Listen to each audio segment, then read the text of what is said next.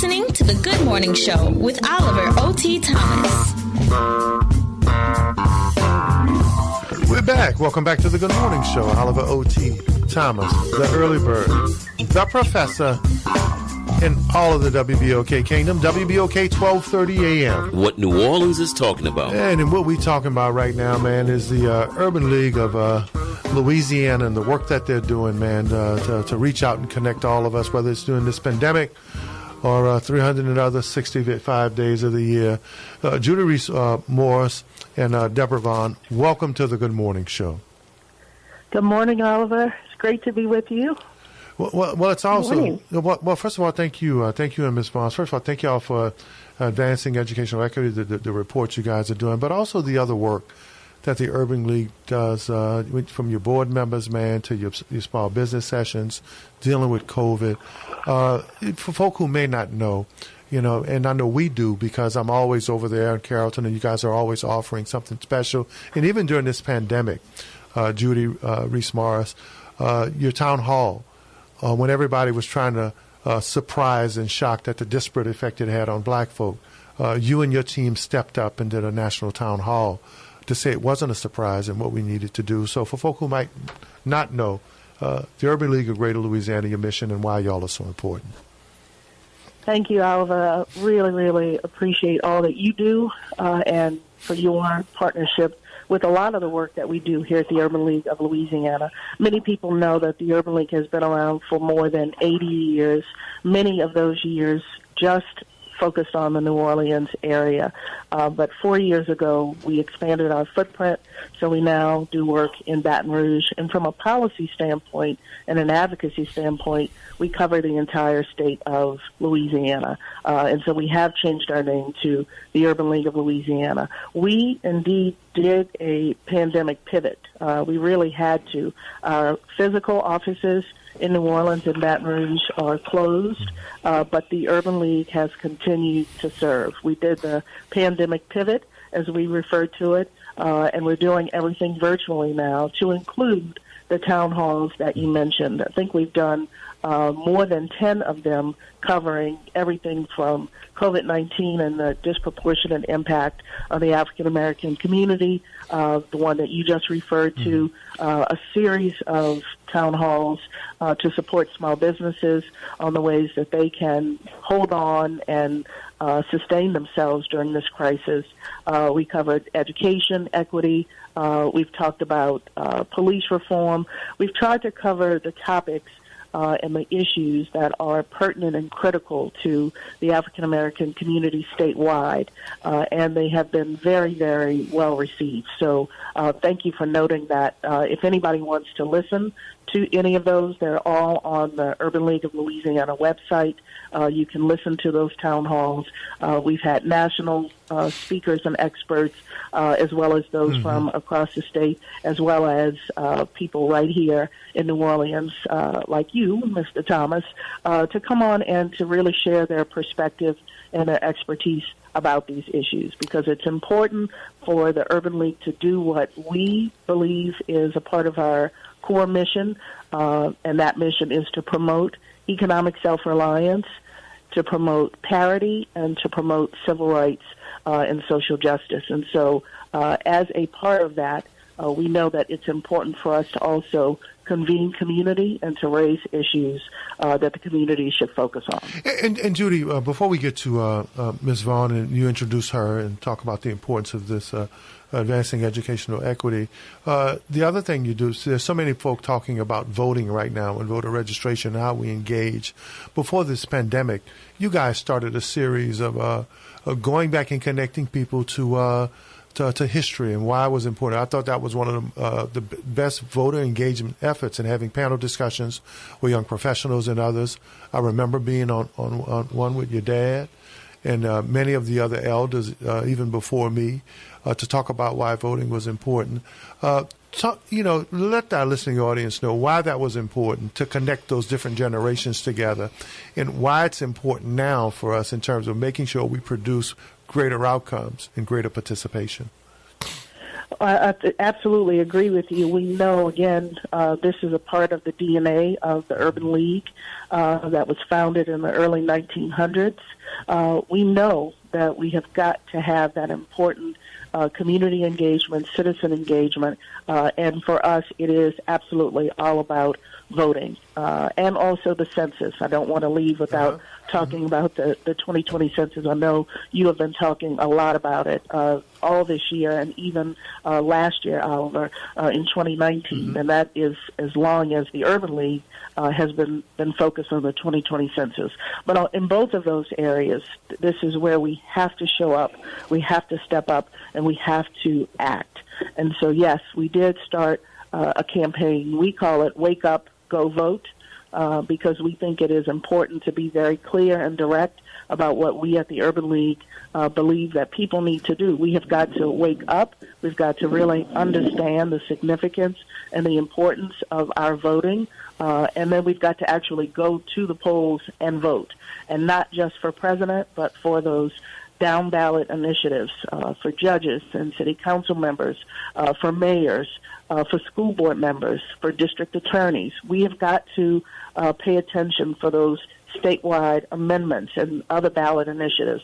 We've got to pay attention to all of those because they all impact our day-to-day life. And many of the things that we are concerned about, the historical issues, and that was why we did want to focus on trying to lay out the history and the connectivity of going backwards to today, and then what we want to think about going forward. We have to understand our history so that we know why we are, where we are today, and then in order to focus on where we want to be, we've got to be able to understand that line. And so we do try to put together these conversations. We try to screen films and bring experts together so that, again, people have the information that they need so that they can take the action that will best benefit them, their families, their communities here in the greater New Orleans area and across the state. Yeah, I've been listening, OT. I've been listening, and, I listen very critically. Oh, yeah. You listen to one ear one way and the other ear the other way. Yeah, I listen to everything that our guests say, and I analyze it and process it. And I'm going to do something that I very rarely do. Very rarely do, OT. Okay. I am going to endorse and concur everything that she said. Hold on, wait a second. Yeah, you can ring the bell on this one. Yeah. Yeah. I'm going to endorse it and concur with it. Yeah, everything she said. That's a first. That's a first. You didn't do that with the governor, the mayor, or Joe Biden? I tried to tell the mayor, she wasn't hearing me, but I told her sister too. You told? Yeah, but I am going to endorse and agree with and concur with everything Ms. Morse just said. Judy Reese Morse, that is definitely a revelation here. That's a moment. That's a moment in this time. We also have a question, and we're going to get into this equity education report. We appreciate the work that Ms. Vaughn has done. We have a question from one of our folk on social media who says, could you please break down from the Urban League's perspective how the census and participating in the census benefits each citizen? Thank you so much for that question. And it's from Professor Ermel Martinez, who's a New Orleanian, but she's also a filmmaker, and she's viewing and listening all the way from California this morning.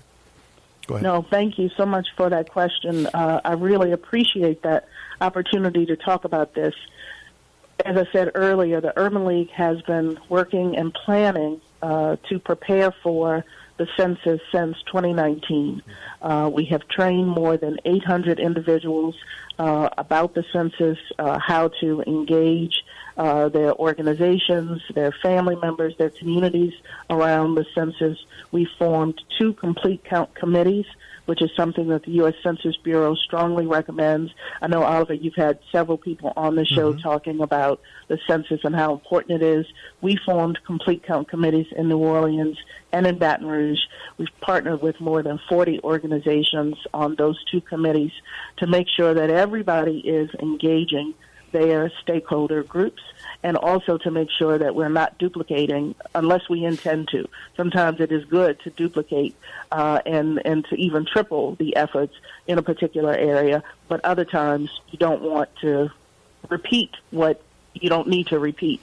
So we have those committees to be able to have that communication, to make sure that we were strategic and we were focused in the way that we worked. We hired young people, college students, amazing college students, 8 of them, to be our peer ambassadors, to work on our HBCU campuses, to be able to engage their students in their own way and the communities within which their universities lived. We did an HBCU challenge, and this was very powerful.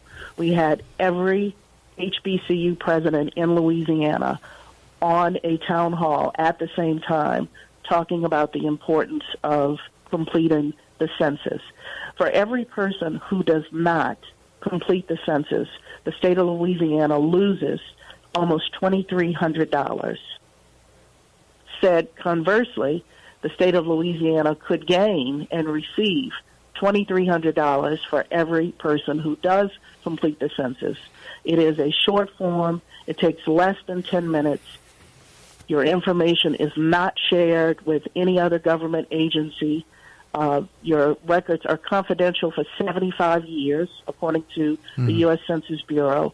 And we have been working so hard to encourage people to complete the census. Much of the money, the federal dollars that fund many of the programs that our communities use and rely on, are based on census participation. So the more that we participate and respond, it's a formula. So the more that we participate, the more dollars come to Louisiana and go to the kinds of programs that our communities rely on. Yeah, we had Art Demers, head of governmental affairs. He was on with Adele London yesterday, actually basically saying the same thing. So we in a different way. In a different way, in a different way. And I think you've really broke it down the way people need to hear it. Well, I'll say this about it. The work that we do here at the Urban League, we are dealing every day with individuals who are looking for jobs, with small business owners who are looking for coaching and counseling. We're working with parents who are trying to make decisions about where to put their children in school, parents of high school students who are helping their children decide whether or not they want to go to college after high school or whether or not they want to enter the workforce. So we're engaged with people in communities every day through the work that we do.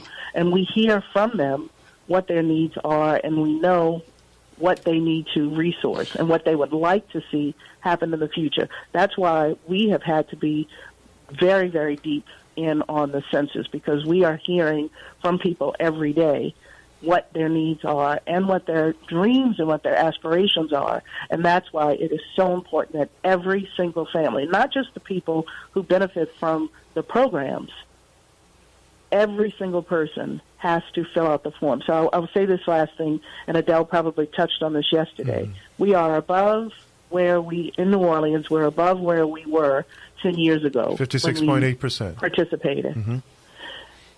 We need to have a 7. We need to have a number that starts with 7 in terms of our participation. That is what we have been pushing for since 2019. And we can do that. We can get there. We only have until the end of this month, but we can do it if every single person participates. I'll say this last thing. We are doing a statewide phone bank on September 15th. If anybody is interested in volunteering to make calls to individuals in New Orleans and other places to get them to participate in the census, please give us a call at the Urban League, 504-620-2332. Let us know.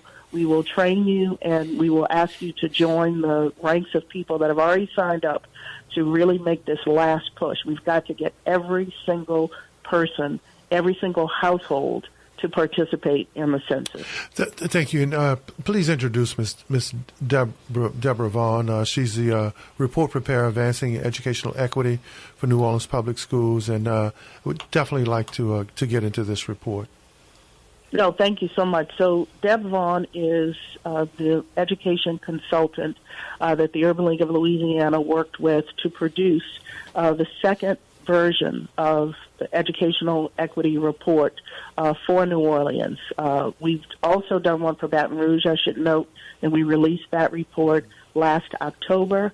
Lots of discussion with stakeholders in the Baton Rouge area. But this report is the second version. The first report was issued in 2017, and this report focuses on the school year of 2019. And I'm glad that Deb could be with us today because she can talk to us about how the data was collected and analyzed. I just think that's always very important for people to know when they are holding out a report to the public and saying, read this report, use this report, decision makers and policymakers. I think it's important for everybody to understand how we arrived at this. And so Deb is on the line to be able to do that. And Ms. Vaughn, we're going to go to break, and when we come back, we're going to go over the Advancing Educational Equity report. But I just want to lay this out there. I love it, Prof, when you get a report that it's an in-depth report with all the science and all of the data, but when you look at the summary, you can still get it. It a beautiful report, Judy and Ms. Vaughn, the way it was done, because when you look at the impact areas from academic outcomes to school climate to access, for a person who's not going to read the entire report, Ms. Vaughn, it was done in a way that you can understand it if you look at some of the stuff that's been highlighted. So we'll get into that and a whole lot more when we come back after the break.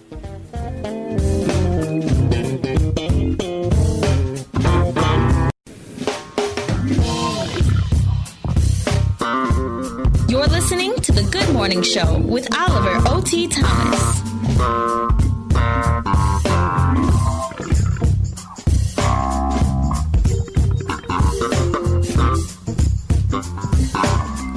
We're back. Welcome back to The Good Morning Show. Oliver O.T. Thomas, the early bird, the professor, and the entire WBOK listening audience. Back to a very important discussion that we're having with the leader, the CEO, the president of the Urban League of Louisiana, and young lady, Ms. Deborah Vaughn, who prepared the report, Advancing Equity for Public Schools, Equity in Education. I think there's been probably no more robust discussion that we've had here, whether talk about education in this pandemic, but every time we talk about education, Prof, our listening audience chimes in heavily. Yeah, education is a key component. It impacts our community in a great way, especially here in New Orleans, because we are unique with this entire charter school system that we have. So, yeah, it's very important. Judy, if we can get back to the report and continue to set the table for Ms. Vaughn and welcome her input, I think, on a very profound and important report, Advancing Educational Equity. Ms. Vaughn. Hello. Yes. Hey, so I think it's really important that we provide the community with the data-based evidence of inequities, and that's what this report was meant to do. We used publicly available data from the Louisiana Department of Education. The thing that made this analysis a little bit different is that it included all schools, all public schools in New Orleans, not just those schools that are under the Orleans Parish School Board, but also the Type 2 charter schools that have been authorized by Bessie. So it gives a comprehensive look of the academic performance of all students in schools, in all the schools, and particularly, through an equity lens, where we looked at gaps in achievement, but also gaps in access. And gaps in achievement identified academic performance and outcomes and the differences, racial differences and socioeconomic differences of students in New Orleans public schools. And then the access component really looks at if students are equitably represented in high-quality schools, in rigorous courses, which we know are so important. So talk about the in the report and in the analysis is the critical impact areas. Let's take the first one, academic outcomes. And what went into that portion of the report? Well, and what are those outcomes? And how should we feel about those outcomes? I'm sorry, Miss Vaughn. Well, that's okay. I didn't know if Judy wanted to address this from a urban perspective. Let me jump in and say a couple of things. Oliver, to your point, as we look at the important areas of focus, let me give you some statistics. And this really, I think, really spells out very clearly what the differences are. As Deb was referring to, data is key. We have, for years, heard what many people refer to as anecdotal evidence. It was, not taken seriously because you're just one person. That was just your situation. That was your personal example. The reason why these kinds of reports are so important, and of course the Urban League of Louisiana has a history of issuing these kinds of critical reports for our communities to consume, and also for policymakers and decision makers to use if they are bold and courageous enough to do so, to be able to actually make the changes that are required. And so this report really will spell out, it does spell out in very specific terms how we're doing. So I'll give you some examples. When we look at the LEAP state assessment, now this is for grades 3, 4, 5, 6, 7, and 8 in the mastery or above category, which is the category that is used to determine whether or not a student is ready to advance to the next grade. When you just look at the economic financial ability of a child's family, so this is not race yet, this is just whether you are considered to be economically disadvantaged or non-economically disadvantaged. In 2019, there was a 37% percentage point difference between those two. So what that means is economically disadvantaged students scored mastery or above at the 21% level, whereas non-economically disadvantaged students in grades 3, 4, 5, 6, 7, and 8 in the mastery or above category scored 58%. So 21% for children who came from economically disadvantaged families, and 58% mastery or above for children who came from families that were considered to be non-economically disadvantaged. Let's look at race between black students and white students. In the school year of 2019, which is what this report focuses on, there is a 52 percentage point difference. 21% of black students scored mastery or above in grades 3 through 8, while 73% of white students scored mastery or above in grades 3, 4, 5, 6, 7, and 8. So huge disparities there, both by how your family is financially situated as well as by race. Let's move on to third grade reading. Yes. Increase in performance, but some gaps still persist. So in 2017, we had data that showed, again, economically disadvantaged versus non-economically disadvantaged.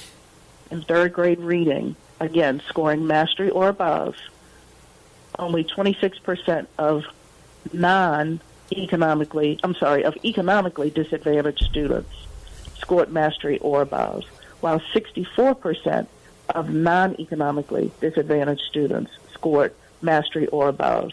That was in 2017. That gap increased just a little bit, but it was still an increase, and it's still way too wide. In 2019, 27% of economically disadvantaged students scored mastery and above at third grade reading level versus 67%. So there was a slight increase there, but still a huge gap between economically disadvantaged and non-economically disadvantaged students. So, Ms. Morse, when you look at, I gotta ask you the question, because I think that and I know these reports are very important, especially this report. This report is essential because it actually confirms what we already know. We already know that students that come from low socioeconomic areas are going to perform at a lower level than other students.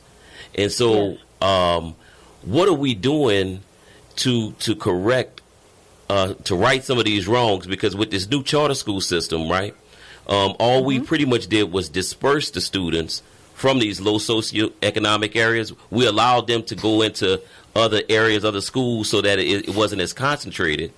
But this report clearly indicates that what the problem is. What are we doing to address it? The socioeconomic issue of the neighborhoods. No, Professor. It's a great point. And this gets to, you're getting to what everybody needs to really understand about why these kinds of reports are critical. For so long, as I was saying earlier, people wanted to dismiss what many of us have known to be true forever, historically. When you have a report like this, what we at the Urban League hope is that it focuses the conversation on exactly what you just asked about, which is really what actions and what steps need to be taken in order to address the inequities. It has to start with an acknowledgement that there are inequities, and that's why this report and reports like this are so important, because we make some movement, we get past, it's all anecdotal. Now we've got data, and Deb told you where this information came from. So if you trust the source of the information and you trust the analysis of the information, we've made another bit of progress. But now let's get to what you asked. What needs to be done? We know that once there is an acknowledgement of a problem, that's the first step towards being able to address that problem. But there has to be an infrastructure in place among decision makers in education in order for real work to be done, to be evaluated, to be resourced. And that's part of what we're recommending with this report. We think that there should be a racial equity lens that is placed to address these disparities. The NOLA Public Schools, in my opinion, took a very, very positive step in the right direction. They put out an RFP to hire an equity consultant. This is really, really important. If that consultant is hired and if that consultant does an audit to focus on where these disparities exist, this is also another step in the right direction. What it should lead to is a framework and a plan that can specifically and intentionally focus on the disparity areas. Then there must be a measurement system to be able to measure work being done. It has to be transparent so that everybody can not only see it, and to Oliver's earlier point, understand it. So we did try to put this report together in a way so that you can get as far into the weeds as you want to, but if you take a few steps back and you have to do a quick read, you really understand what it is that is being said. Yeah, I like everything. Ms. Morris, I like everything that you've been talking about this morning. But let me add to it. Let me help y'all with your plan. That's what I'm here to do. Go ahead, Prof. Yeah, I'm here to assist and to help to anyone who's listening. Mm-hmm. To anybody who's ever listening, my thing is I'm about solutions, right? Mm-hmm. And so we already know who they are and where they are. Hear me out. Mm-hmm. We know who they are and where they are, because we already have the financial data, we have the school data, we have all of the data. We got their data. Right? We know who they are and where they are. So all we got to do is reach out and go and help them. We got to go into these homes and evaluate the parents and determine where are you lacking? What assistance do you need? Yeah, how can we get you to the next level so that you can get your family to the next level? And Judy, that's been part of the discussion we've been having here about not only just equity in education, but equity in terms of those families and those units and those guardians that are attached to those kids. Is that part of next level what you guys are doing? Because I know you take a holistic approach. We do. Here at the Urban League, we look at all of those issues. So I'll talk a little bit about some of the work that you're going to see coming from the Urban League of Louisiana in the coming weeks and in the coming months. We have a Center for Entrepreneurship and Innovation that really, it does award-winning work, outstanding work, working with small business owners. Mm-hmm. But that is not enough. We don't just talk about coaching and counseling small businesses. How do you get access to capital? That is critical and extremely important. How do you grow your business, scale your business? Also very important.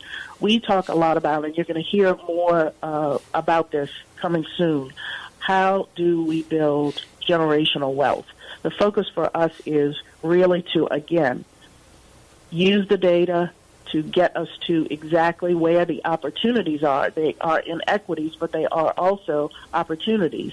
And then how can we advocate? How can we do programming? How can we engage others to really focus on those areas? So you're going to hear soon about some partners that we're going to be working with to really focus specifically on that area, because that is the piece. Whether you're talking about wages, whether you're talking about starting a business, whether you're talking about affordable home ownership, we know, to the professor's point, we know how to do it. We just need to know who is going to do it, how fast they're going to do it, and how can we measure and evaluate the success of it and stay focused on it. How do we bring the partnerships together in order to get us to the goal that we want to get to? So I absolutely agree. For us here at the Urban League, it is all connected.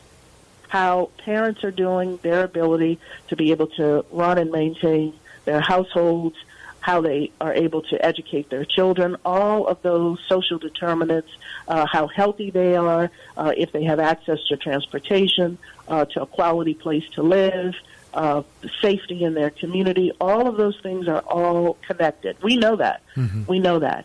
But the foundation and the ability to be able to sustainably address these issues, and we feel pretty strongly about this, we have to have these frameworks in place. Otherwise, you will have an approach that focuses on a program on one corner and then a special initiative in another area. And that is, we're not going to get to addressing these historical inequities that way. And until we address the historical inequities, we're not going to be able to build that pathway that everybody should have the right to be on, everyone does have the right to be on, in order to be able to see the kind of change and transformation that we're looking for. So, again, it's all interconnected. No one organization can do all of it, but that's also why every bit that everybody can do, if it is focused and strategic, and if it starts at the beginning, if it starts with how did we get here, mm-hmm. So that's our history. Where are we now? That's being honest and true about what data show and what the numbers tell us, and then what bold steps are we looking to make. So we have a school board race coming up. In order for the inequities that we're talking about now that are addressed in this report to be addressed, we have to have a strong school board. We must. And so the Urban League of Louisiana is going to be doing a series of candidate forums. We want to invite everybody who's running for school board to come and speak. This is for you, Professor. Speak specifically about this report on educational equity and to tell us what they're going to do as school board members to address the inequities that exist so that we can start to close these performance gaps around third grade reading, eighth grade math, how students are doing on the ACT, their access to high-quality schools, to great teachers. We want to know, if you want to be on the school board, then you have to be able to speak specifically and intentionally to these kinds of areas because the data is there. It tells us where the gaps are. So that's just one example. We've got to have a strong school board. Well, we got a caller. We've got to have a strong... Yeah, we have a caller on hold right now. Reverend Calhoun, you're on with Judy Reese Morse and Deborah Vaughn. Good morning. Good morning to everyone. My concern is the solvency of our school system as it stands right now. I know your report addressed equity. But if we don't have the schools in our community anymore, how does equity play a part? Let me just give you an example. The Friends of King is the biggest employer in the lower Ninth Ward. They have earned now well over $2 million given the pandemic. When we look at the increased cost of staffing just to deal with temperatures and getting with people coming to the building, when we look at the increase in cost in terms of hotspots, that they got to pay $247 per child. If they put a hotspot at one house and they got 3 kids, they got to pay $247 for each kid. When I look at the revenue that's down, that's going to be down in terms of MFP money, when I look at the count being down in October, is there any conversation around these issues? If the schools cannot remain solvent, then you take another area away from community. So I'm just trying to find out, Ms. Morris, is any conversation being held around those issues? Because if we lose the Friends of King because they're not financially able to sustain, then it looks like we're just talking in circles. Okay? Thank you. Thank you, Reverend Calhoun. So thank you for that question, Reverend Calhoun. And you raise also a very important point. These are all very complex issues inside of an incredibly complex time. Certainly the most complex that we've seen in our lifetime. And so there has to be a balance of how we address all of these issues. I will tell you that we, for a moment, paused and wondered whether or not it was a good idea to release the report, because there is so much going on with the pandemic and how we make our way through that issue as it relates to every aspect of all of our lives. But we decided to release it anyway because somehow we have to make sure that we hold on to these issues even in the midst of a global pandemic, because if we don't, then the gaps, I fear, are going to become even wider. I don't have all of the answers. I will never purport to have the answers to everything. What I am very, very clear about, though, is there has to be an acknowledgement of the inequities that exist. There has to be data that support not only the inequities, but also suggest ways for us to start to close these gaps. There have to be strong individuals and bodies like a school board, like administrators at NOLA Public Schools, like the community, like nonprofits and for-profits. Oftentimes we talk about the nonprofit organizations and the work that those of us who are in this space try to do to be supportive. But the private sector also plays an incredibly important role. They rely on having a strong school system in order to attract business to this area. So we all have a hand in working together strategically and focused. And what we will always argue for here at the Urban League of Louisiana is we have to focus on equity. I cannot have a conversation with you about equality until you have a conversation with me about equity. So we've got to close the gaps first, which means focusing on what those gaps are, providing the resources that are necessary, and then once we close the gaps, then we can talk about equality and beyond. And so, yes, I don't have an answer to your questions. I'm not in all of the conversations that are being had across the education space. I can tell you what we're doing here and at the Urban League of Louisiana, what we're advocating for, what we're pushing for, and what we're talking about today is one of the things that we believe is critical. Every school district in the state of Louisiana should have a report like this so that policymakers and decision makers and the community all together can figure out how we are all going to work together to close these gaps. Yeah, that what you just said, that's gonna get you in trouble. That's gonna get you in trouble because whenever you start exposing things, you should know.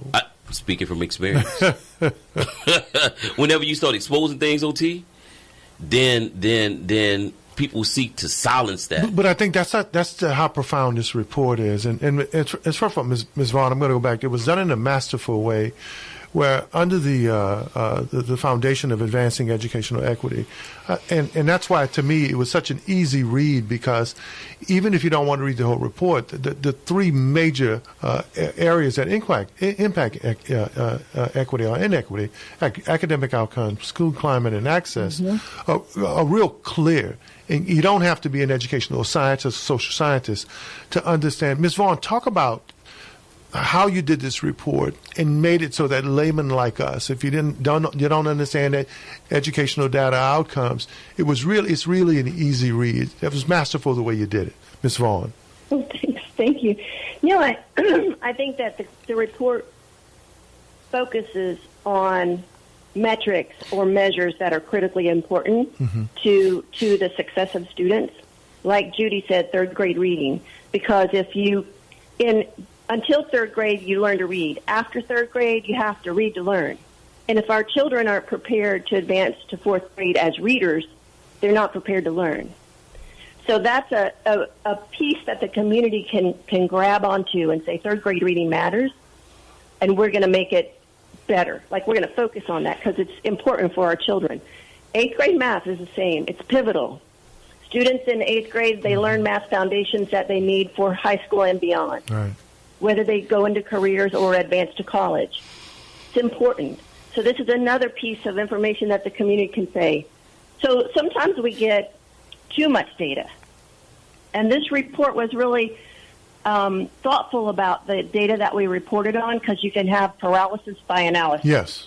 And so it provides us with key data points that as a community we can develop a common language and a common cause for action. I want you to focus on this piece. When I haven't heard this term used, the climate for education, because I think, Judy, and I think Ms. Vaughn, and I think Prof, if you don't get that piece right now, what climate are we in? I've asked everybody who's come here, I said, where are we with education and where are we going? Explain the climate area in which you guys hope to accomplish in those subcategories by getting people to understand that part of the report. Go ahead, Deb. You can take it. Hello? Do you understand the question? Hello? No, I don't understand the question. I think what you're asking is... You broke down the climate. What is the climate? And I think that's the perfect way to take a look at what is it? What is this? How do we understand the climate right now? Whether it's in student attendance, grade retention, discipline rates, or dropout rates. If we get the climate that's being presented for education right now, then you have a chance to shape something moving forward. What's the Prof, you interpreted for me. Yeah, what's the temperature? Right. Are we open to doing something different, or are we just saying that we're going to maintain the status quo because it is what it is? I think this report has to... Go ahead, Judy. Deb, are you speaking? Go ahead, Deb. No, go ahead. Ms. Morse? I would say this about climate. We have to be ready, able, and prepared and willing to do some things differently. That's what I was asking. That's what I was asking, yeah. Judy. Yeah. Yeah, we have to be able to do that because the data will tell us how we're doing, and we can see that we are not where we want to be. Bingo. Every single student should have access to a high-quality school and a high-performing teacher. This is basic. This is not rocket science. If we want our children to be successful, this is something that every child should have. Mm-hmm. But the report will tell us and show us that that is not the case. So there have to be actions that are taken by policymakers and by decision makers to change that so that we can increase that, and we can keep increasing that so that we can close the gap, right? So just to give you a couple of data points, when we look at access to high-quality schools, as an example, again, when we're looking at A-rated schools, right, 37% of students that are black have access to A-rated schools, higher for whites, 41%, right? When we look at B-rated schools, 47% black, 31% white. Let's go to C-rated schools, 82% black, 5% white. When we get to D-rated schools, 84% black, only 2% white. And when we look at F-rated schools, 96% of the students who attend F-rated schools are black, and 1% are white. We know those facts. Those facts that everybody's talking about Hines Elementary, but it's the students. It's like church. The church is not the building. Mm-hmm. The church is the people. Mm-hmm. And so when we look at the types of students that attend those schools, the socioeconomic backgrounds of those students that attend those schools, the climate that they're raised in, the climate that happens in the institution. You could take all them students out of Lakeview and go put them on Martin Luther King Boulevard. Right. And they're going to do the same thing in that school building that they're doing over here in Lakeview school building, because it's the students. And until we deal with the family unit, until we strengthen the family unit, I don't think anything is going to ever change, because that's where it starts at, with the family. And I'll say this, to your point, it does start with the family, but we have to also have this same level of honesty and acknowledgement around all of our quality of life issues, because as we've said in this conversation this morning, they're all connected. So a family's ability to be able to provide the kind of leadership and guidance within their households are based on what happened to them and the generation before that and the generation before that and the generation before that. And if we come back again to present day, what are decision makers, what are policymakers focused on now? And that's why I try to stay focused on systems and infrastructure. If you have the infrastructure to make change, then you'll be able to make that change. And we know that it happens because there are a lot of things that do happen for some, but not for others. And so if we, use that same way of thinking, how do things happen? They happen because there's infrastructure, there's a plan, there are people and resources that are attached to that plan, there is a way to measure success, there's a focus, the narrative speaks to the importance of it. That is what we have to have. We know what we have to have. Mm-hmm. We need systems and the people who run systems to take that focus, create that framework, and then drive that plan, work that plan until we get to success. That, in my opinion, is where the work needs to happen, but it can't happen. It can't even begin if we don't acknowledge what needs to be done, and then if we don't build the infrastructure within our systems to be able to get that work done. You don't have anything to measure. You won't have anything to change or to advance or to innovate around unless you have that infrastructure. So I think it starts there. It starts in all of our systems across the board, across all of these issue areas, these social determinants that are all interconnected. And you can put the lens of education over it. You can put the lens of health over it, of transportation, of employment, of entrepreneurship. It doesn't matter. It's the same thing. If you don't have the ability to be able to focus intentionally on a particular area with the plans and the resources, and if you have to make changes in order to get there, then you have to make changes. Maybe it means you have to do less of something else that you have been doing in order to do this new thing. Well, we know if you do this new thing, I argue that a lot of other things will get fixed and worked out. We're talking to Judy Reese Morse. Focus on the systems that need to be changed. We're talking to Judy Reese Morse, President and CEO of the Urban League of Louisiana. Ms. Deborah Vaughn, the report preparer, Advancing Educational Equity for Public Schools in New Orleans. Ms. Vaughn, as we close out this segment before Judy gets the last word, what do you want people to get from this report Ms. Vaughn, and how can they get an access a copy of it? Well, I think the main point of the report is that we've got hardcore data evidence that gaps and inequities exist. They've existed for too long, and there has to be systemic change to address these, and we have to have a groundswell of community to change the status quo, to start to make movement to close these gaps and get equity in our schools for our kids and our neighborhoods and our communities to thrive. Judy, and the reports of... Go ahead. I was going to say, I think, Judy, the report's available on the Urban League of Louisiana website. Is that right? Absolutely. Yes, it is. Judy Reese Morse. UrbanLeagueLA.org. Judy Reese Morse, you get the last word, and you promise to come back and continue to share as you guys advance this effort. Absolutely. Thank you, Oliver. Thank you, Professor. Always an honor to be with you and to be able to share what we're doing here at the Urban League of Louisiana. The school board, NOLA Public Schools, community, nonprofits, and for-profits. We have to acknowledge the historic inequities.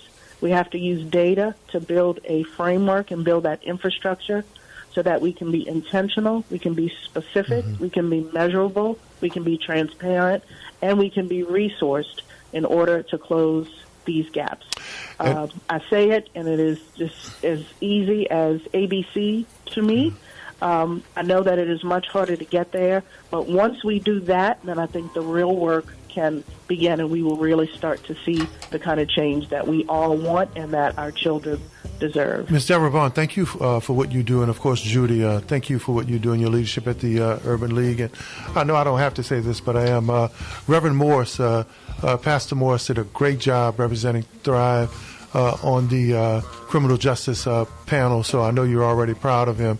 But that's another level another level of inequity in representing, especially returning citizens and ex-offenders. And I love the work that you guys are doing, not only as individuals in your organizations, but also as a family. Ms. Vaughn, thank you for your report. Guys, that's the Good Morning Show. Stay tuned. Are we still doing the Algiers Charter organization? We're not. Well, hey guys, this is the Good Morning Show. Keep it at 12:30 a.m. Everybody have a wonderful day.